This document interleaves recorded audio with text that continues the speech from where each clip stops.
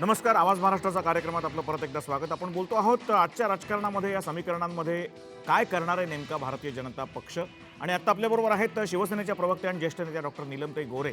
नीलमताई, आजच्या संबंध दिवसभरातल्या घडामोडींमध्ये शरद पवारांनी जे सांगितलेलं आहे, काँग्रेस, एनसीपी आणि सेना अशा प्रकारचं एक समीकरण घडण्याची शक्यता होती, तशा प्रकारची सूचना काँग्रेसकडून आलेली होती.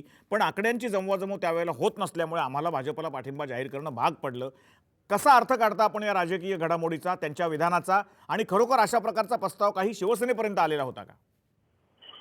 नाही, अनेक गोष्टी आहेत याच्यामध्ये. आज शिवसेना पक्षप्रमुख उद्धवजी ठाकरे यांच्याकडे सर्व आमदारांनी अधिकार दिलेले आहेत की धोरणात्मक असतील, त्या गटनेता निवडणं असेल, हे सगळं अंतिमता निर्णय उद्धव साहेब घ्यावेत अशा प्रकारचा निर्णय सगळ्यांनी घेतलेला आहे. दुसरं असं की तुमच्या सामच्या कार्यक्रमामध्ये बोलत असताना एक 8 दिवसापूर्वी शरदराव पवारांच्या संदर्भात मी काही आडाखे आणि मतं मांडलेली होती. आता त्याच्यापेक्षा पूर्ण वेगळी भूमिका त्यांनी घेतलेली आहे. म्हणजे हे खूप मोठं परिवर्तन झालं असं वाटतं मला. अर्थात त्यांचा पाठिंबा भारतीय जनता पक्ष घेणार का घेणार नाही वगैरे हे जे सगळे प्रश्न आहेत ते त्या त्या पक्षाच्या धोरणाशी संबंधित प्रश्न आहेत आणि त्या पद्धतीने ते पक्ष जे घेतील ते एकमेकांना अर्थातच मान्य करावे लागतील. उद्धव साहेबांनी भूमिका काल स्पष्ट केलेली आहे आणि त्यांनी हेच सांगितलं की आमच्याकडे काही प्रस्ताव आला तर आम्ही निश्चितपणाने विचार करू. त्यामुळे प्रश्न असा आहे की आम्ही काय असं जाहीर केलेलं नाहीये की आम्ही अमुकच माणसाला देणार पाठिंबा किंवा अमक्याला देणार नाही, असं आम्ही काही केलेलं नाहीये.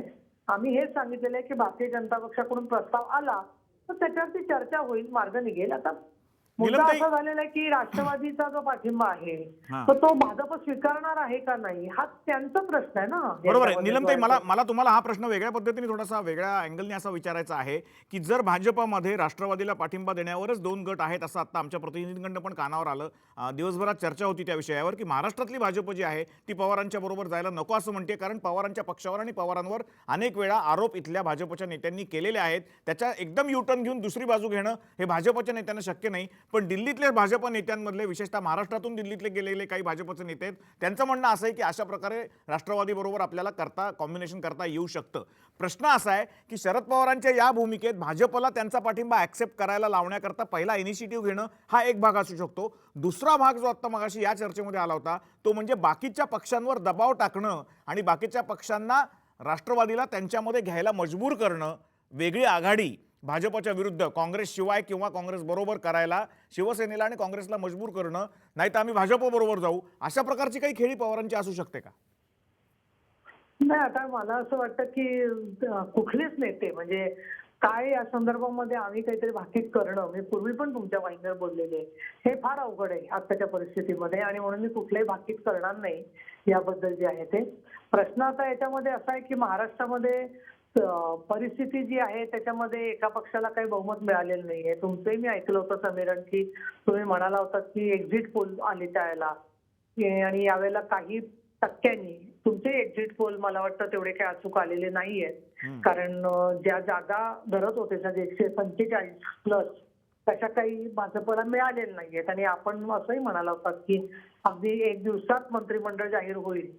प्रश्न कसा आहे की कोणाचाही पाठिंबा बाहेरून घेतला किंवा आधीचा तो जो प्रस्ताव जो आहे ना काँग्रेस, राष्ट्रवादी आणि शिवसेना, आता अशी चर्चा वेगवेगळे लोक वेगवेगळ्या स्तरावर कुठेतरी करत असतात. पण म्हणजे अधिकृतरित्या शिवसेनेने असं काहीतरी त्या प्रस्तावाला फार मोठं आमच्या म्हणजे कानावर असे ज्याला आपण म्हणून वर्तमानपत्रातल्या गॉसिप जशा असतात तशा प्रकारची ती चर्चा होती. आज नीलमताई, एक फक्त शेवटचा एक प्रश्न विचारतो कारण वेळ कमी आपल्याकडे आज.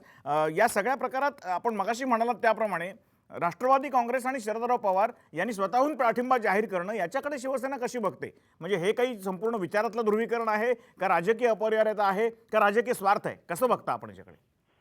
असं आहे, जोपर्यंत त्यांच्या भूमिकेचा फलनिष्पत्ती काय होतीये हे जोपर्यंत चित्र स्पष्ट नाहीये तोपर्यंत आत्ताच कुठल्या निष्कर्षाप्रत येणं हे काही योग्य वाटत नाहीये. आणि त्यामुळे आता आम्ही फक्त त्यांच्या जे भूमिका आहे त्याच्याबद्दल वेट आणि वॉचच्या भूमिकेमध्ये आहोत. बरोबर आहे, पण भाजपने जे तुम्हाला म्हटलेलं आहे की विनाशर्त पाठिंबा हवा, कुठलेही मुद्दे किंवा कुठलाही जुना फॉर्म्युला घेऊन पाठिंबा देण्यात काही अर्थ नाहीये, त्याच्याबद्दल शिवसेनेची भूमिका काय? नाही, असं काही जाहीर भूमिका काही मी त्याच्यावर सांगू शकत नाही. आमच्या पक्षाची ती मर्यादा आहे की अशी वाहिन्यांवरून चर्चा वगैरे होऊन या पद्धतीने होणार नाही. आणि त्यामुळे हे आता मी जे बोलले ते केवळ म्हणजे एक कुठेतरी संदिग्धता राहू नये. उद्धव साहेबांनी वारंवार आज भूमिका स्पष्ट झाली आहे. पण तरी महाराष्ट्राचं लक्ष आहे या सगळ्या प्रश्नाकडे आणि म्हणून जनतेच्या हिताच्या दृष्टिकोनातूनच निर्णय होणार आहे जे होणार आहेत ते. ठीक आहे, आणि ठीक आहे. आम्ही कुठलीही आडमुठी भूमिका घेतलेली नाहीये एवढं हां. मला नम्रपणे सांगायला पाहिजे. ठीक आहे निलमताई, तुम्ही या सगळ्या ह्याच्यामध्ये सुद्धा बोललात, राजकीय वेगवेगळ्या खेळ्या चालू आहेत त्याच्यामध्ये वेळ काढून आमच्याशी बोललात त्याबद्दल मनापासून आभार, धन्यवाद. आम्ही परत आपल्या संपर्कात उद्या परवा राहूच. या होत्या डॉक्टर नीलम गोऱ्हे, शिवसेनेच्या प्रवक्त्या. मला परत एकदा यायचं आहे प्रकाश पवारांकडे.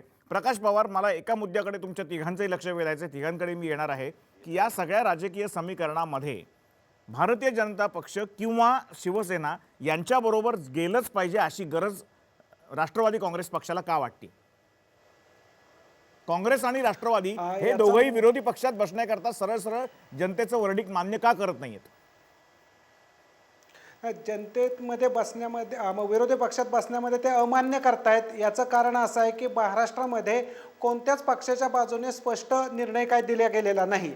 आणि दुसरा मुद्दा असा आहे की आता जर ते पाहत असतील तर लक्षात आलं असेल की नीलम गोऱ्हे यांनी सुद्धा राष्ट्रवादी काँग्रेस किंवा काँग्रेस बरोबर युती होणारच नाही असं कुठं म्हटलेलं नाही.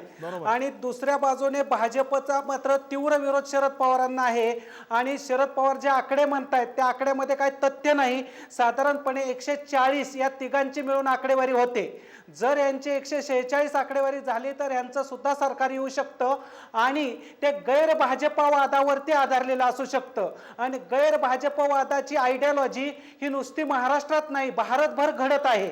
म्हणजे मोदी विरोधावरती आधारित तुम्हाला पाहायला मिळत आहे की उत्तर प्रदेशामध्ये, बिहारमध्ये मोठ्या प्रमाणावरती जुळवाजुळवीची पाया चालू आहे.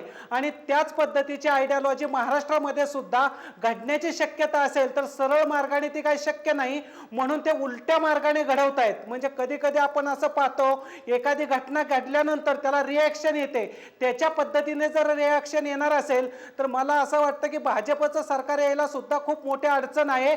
आणि हेच ओळखल्यामुळे काँग्रेस आणि राष्ट्रवादी काँग्रेस अशी भूमिका घेत आहे की विरोधात बसण्यापेक्षा सुद्धा आपण महाराष्ट्रीयन म्हणून एकत्रित येऊन एक वेगळं सरकार देऊ शकतो का आणि देण्यासाठी म्हणून सर्वांची मनं तयार करू शकतो का. तर ही मनं तयार करण्याची प्रोसेस आहे. गैर भाजपवादाच्या विरोधातलं एकत्रीकरण करण्याची प्रोसेस आहे. आणि त्या प्रोसेसमध्ये जितकी काँग्रेस ऍक्टिव्ह आहे तितकीच राष्ट्रवादी काँग्रेस ऍक्टिव्ह आहे. आणि शिवसेना त्या गोष्टींकडे निरीक्षण वजा स्वरूपात पाहत आहे असं मला एक वाटतं. मुद्दा फक्त दोघांपुढे मांडायचा आहे, त्याच्यामध्ये प्रकाश गजभियेनं पहिल्यांदा विचारतो आणि नंतर मी हरीश रोकेंकडे येतो. प्रकाश गजभिये, कुठल्याही परिस्थितीमध्ये आपल्याला सत्तेमध्ये राहिलं पाहिजे ही एनसीपीची अपरिहार्यता आहे का? पॉलिटिकल कंपल्शन आहे का? बिलकुल नाही. याच्या पलीकडे जाऊन सांगेल, या महाराष्ट्राचं राजकारण जर कोण्या नेत्याच्या सभोवताल जर फिरत असेल तर ते माननीय शरदचंद्र पवार साहेबांच्या सभोवतालवर फिरते. आतापर्यंत जेवढे आरोप प्रत्यारोप जर कोणावरती होत असेल तर ते फक्त शरदचंद्र पवार साहेबांच्या वरती पूर्ण निवडणुकीभर झाले. त्याच्यानंतर आपण बघितलं की त्याच्या अगोदर सुद्धा मनसे, मग त्याच्यानंतर राष्ट्रवादी आणि मग शिवसेना असं समीकरण दाखवलं. त्याच्या अगोदर सगळ्या चॅनलनी दाखवलं की राष्ट्रवादी काँग्रेस आणि भारतीय जनता पार्टी हे कोणाला आम्ही काही निमंत्रण द्यायला सांगितलं होतं टीव्ही चॅनलवाल्या की हे दाखवा म्हणून. परंतु शरदचंद्र पवार साहेबांच्या राष्ट्रवादी पक्षाला कसं बदनाम करता येईल? आणि नाही, पण मला एक सांगा मग बाहेरून पाठिंबा द्यायचा आणि कुठलंही मंत्रिपद स्वीकारायचं नाही, याच्या मागे उदात्त हेतू कुठला आहे?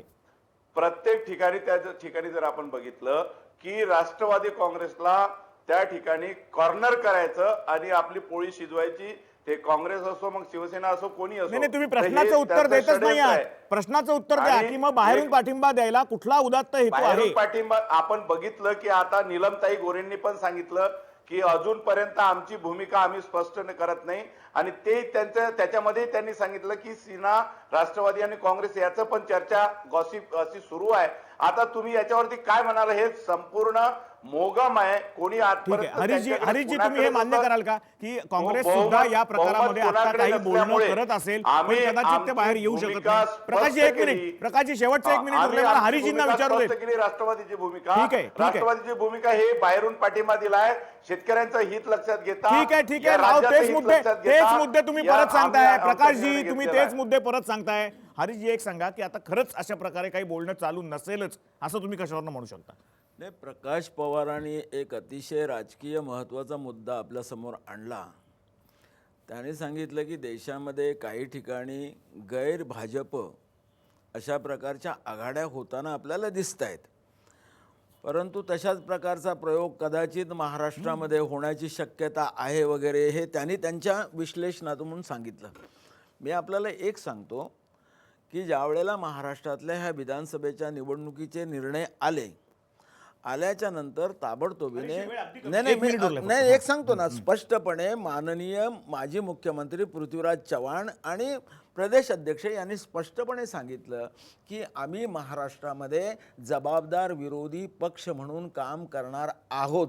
आणि एक गोष्ट आहे, भारतीय जनता पक्षाचं किंवा शिवसेना आणखी राष्ट्रवादी आणि कोणी मिळून जर सरकार अरे जी बनवत शेवटचा एक असेल प्रश्न, विरोधी पक्ष कोणाला, विरोधी पक्ष हे कोणाला मिळू शकते ज्याची सेकंड इन कमांड पोझिशन असेल, म्हणजे ती तशा अवस्थेमध्ये जर भाजपने सरकार एनसीपी वर स्थापन केलं तर विरोधी पक्ष नेतेपदे काँग्रेसकडे नाही, हे शिवसेनेकडे जाऊ शकतं. नाही आम्ही आपल्याला काय म्हटलं की आम्हाला कदाचित विरोधी पक्ष नेता पद नाही मिळणार तरी ना, विरोधात बसायची तयारी परंतु आहे. आम्ही विरोधी पक्ष बरोबर. म्हणून त्या सभागृहामध्ये काम करू बरोबर आहे. शकतो. हरीशजी माफ करा, आज महाराष्ट्राचे आपल्याला जे वेळ प्रश्न आज आपल्याला आहेत, वेळ खरंच कमी, आपल्याला अनेक मुद्द्यांवर अजूनही बोलता येईल पण आपल्याला पुढचे 2 दिवस त्याच्याकरता मिळणार आहे, कारण पाडव्याच्या आत तरी लगेच काही उद्या सकाळी गव्हर्नमेंट फॉर्म्युला असं चित्र दिसत नाही. अनेक मुद्दे डोक्यात आहेत. आज हे सगळे प्रवक्ते आपल्याबरोबर बोलायला आले, निलमते आले, हरीशजी आले, प्रकाशजी आले आणि प्रकाश पवार पण आले. सगळ्यांचे मनापासून आभार. उद्या आपण परत बोलत राहणार आहोत उद्याच्या राजकीय घडामोडींवर याच कार्यक्रमात. बघत राहा आवाज महाराष्ट्राचा याच वेळेला साम वाहिनीवर. इथेच थांबतो. नमस्कार, धन्यवाद.